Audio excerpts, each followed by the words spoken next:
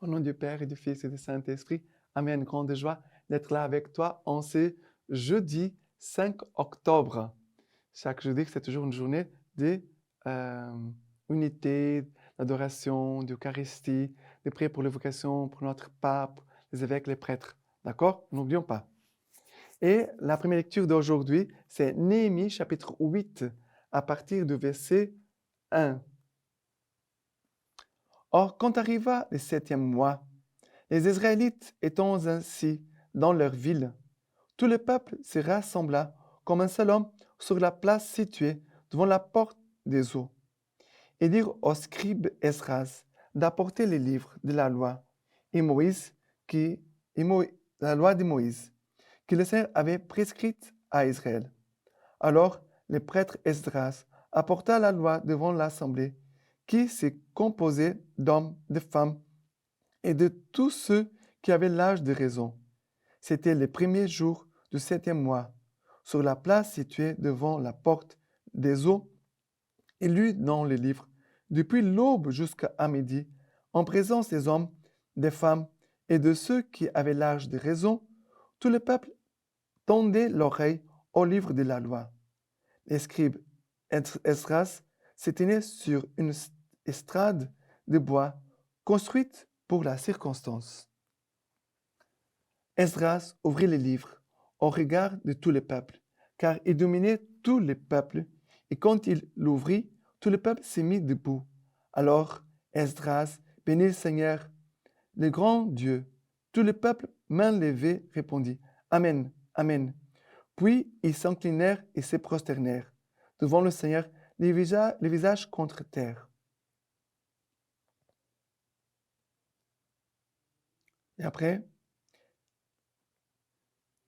et les Lévites expliquaient la loi au peuple pendant que le peuple demeurait debout. Et Esdras lut dans le livre de la loi de Dieu, traduisant et donnant le sens. Ainsi, l'on comprenait la lecture. Alors, son Excellence Néhémie et Esdras, les prêtres scribes, et les Lévites qui instruisaient le peuple, dit à tout le peuple, ce jour est saint pour le Seigneur votre Dieu. Ne soyez pas tristes, ne pleurez pas, car tout le peuple pleurait en entendant les paroles de la loi. Et leur dit encore, allez, mangez des viandes grasses, buvez des boissons douces, et faites porter sa part à qui n'a rien de près, car ce jour est saint pour notre Seigneur. Ne vous affligez point, la joie du Seigneur est votre forteresse. Alors, après que le temple a été rebâti, reconstruit, voilà, que le temple, les ruines de Jérusalem, les murailles, les remparts, tout a été fait. Qu'est-ce qui se passe? Maintenant, du temps, le peuple est en sécurité, il n'a pas maintenant de danger qui puisse passer. Le peuple maintenant se rassemble là, dès le matin jusqu'à midi, pour écouter la parole de Dieu. Tous debout, les enfants et les hommes, les adultes. Les enfants, depuis l'âge de 7 ans, c'est l'âge de la raison, ils étaient là, tous pour écouter la parole. Et c'est beau de voir Esdras, Néhémie, les Lévites. Ça veut dire qu'il y a... C'est beau parce que Esdras ouvrit les livres au regard de tout le peuple. Et Esdras bénit le peuple, bénit le Seigneur, le grand Dieu. Tout le peuple lui-même répondit Amen. Voilà, ils vont écouter la parole de Dieu.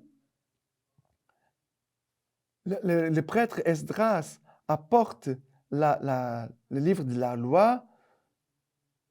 Voilà, il dit qu'il va lire pendant toute la matinée. Le peuple tendait l'oreille au livre de la loi. Et qu'est-ce qui se passe après? On voit les Lévites qui expliquent la loi au peuple.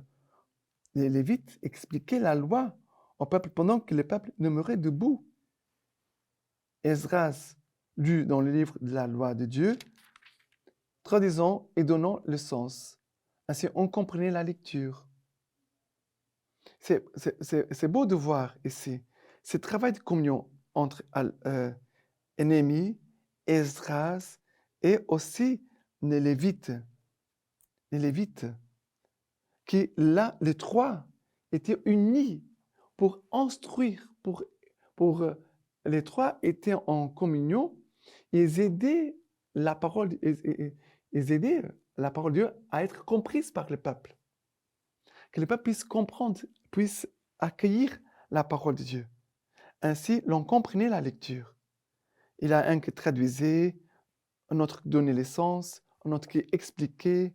C'est un peu ce que nous voyons dans la messe. Il a la lecture de l'évangile, après il a l'homélie, pour que les gens puissent comprendre les sens, la lecture, pour appliquer dans leur vie. C'est magnifique, c'est très très beau. Et comme le peuple a bien compris la parole de Dieu, le peuple a été tellement touché par la présence du Seigneur dans sa parole, par l'amour, l'action de Dieu, que Dieu s'est manifesté, Dieu agissait dans le cœur du peuple qui commence à pleurer, ému, touché par sa parole. Et après, il dit, ne pleurez pas. Aujourd'hui, c'est un jour de fête, car la joie du Seigneur est votre forteresse. Car ce jour est saint pour notre Dieu. Ne vous affligez point, la joie du Seigneur est votre forteresse. Chaque dimanche, on devait proclamer ça. Voilà, proclamer chaque dimanche, c'est ça que nous célébrons chaque dimanche. D'accord? Maintenant, les psaumes, c'est les psaumes 19. Le psaume 19, à partir du verset 8, nous dit ceci. La loi du Seigneur est parfaite, réconfort pour l'âme.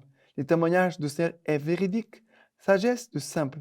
Les préceptes du Seigneur sont droits, joie pour les cœurs. Le commandement du Seigneur est limpide, lumière des yeux. La crainte du Seigneur est pure, immuable à jamais. Les jugements du Seigneur sont vérité, équitables toujours. Désirable plus que l'or, qu'une masse de l'or fin, savoureux plus que le miel, que le sucre des rayons. Mais c'est la loi du Seigneur parfaite, réconfort pour l'âme. Elle est vérité, elle est sagesse, elle est lumière pour nos yeux. C'est pour ça que le peuple pleurait, parce qu'ils ont compris ça. Voilà qu'ils ont trouvé vraiment la présence du Seigneur. Et je peux m'unir au Seigneur par sa parole. Je peux suivre le Seigneur en écoutant sa parole. Je peux aimer le Seigneur en aimant sa parole.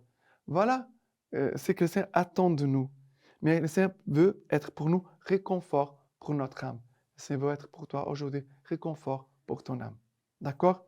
Et maintenant, l'évangile, c'est Luc chapitre 10 à partir du verset 1er. Après cela, le Seigneur désigna 72 autres.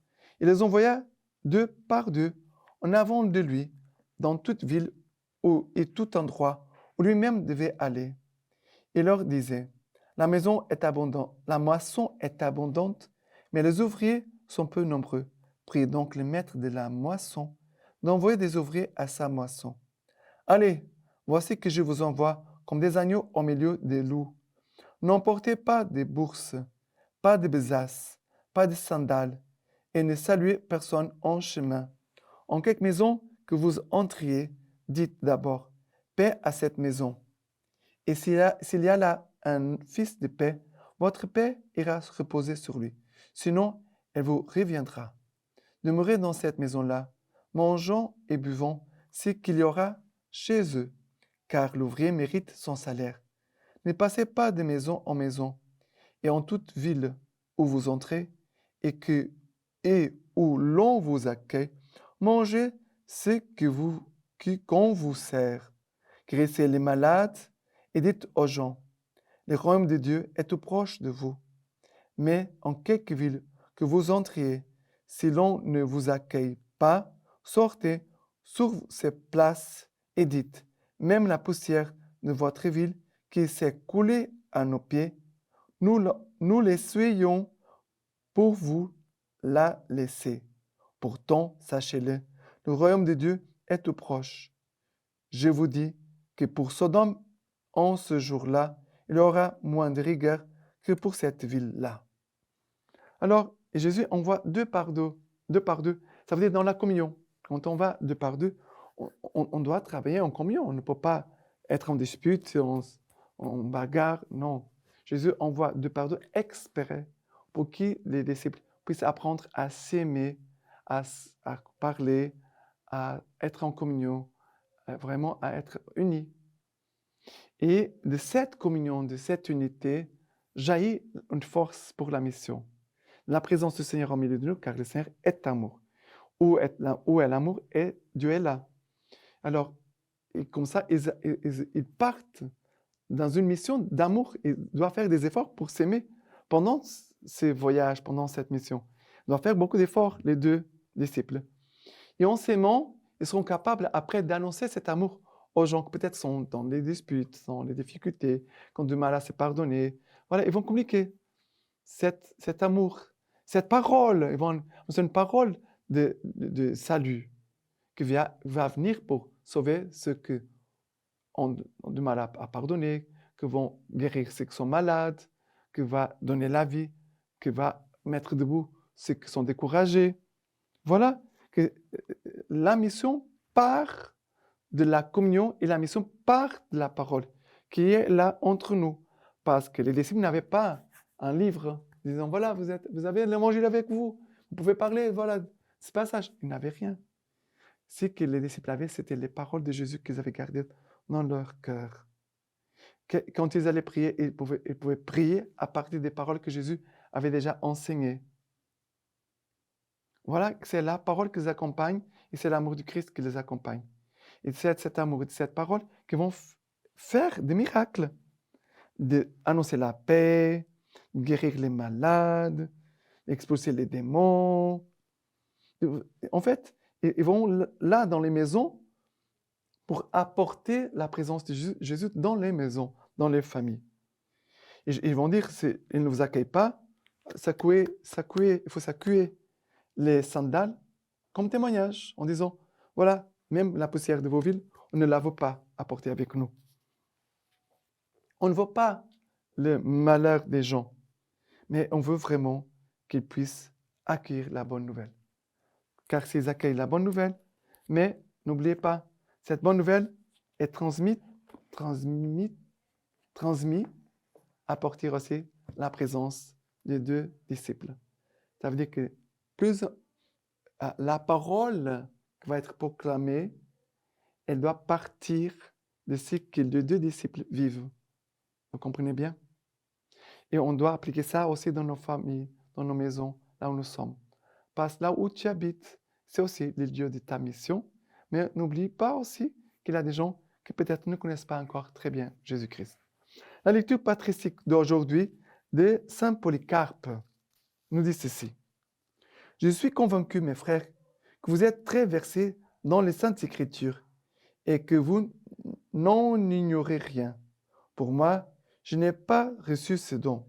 Je me contenterai de dire, comme les Écritures, si vous êtes en colère, ne demeurez pas dans les péchés, et que le coucher du soleil ne vous trouve pas en colère. Heureux celui qui s'en souvient. Je crois que c'est votre cas. Que Dieu, le Père de notre Seigneur Jésus-Christ, et que lui-même, Jésus-Christ, le grand prêtre éternel, le Fils de Dieu, vous fasse grandir dans la foi et la vérité, dans une parfaite douceur et l'absence de colère, dans la persévérance, la patience, l'endurance et la chasteté.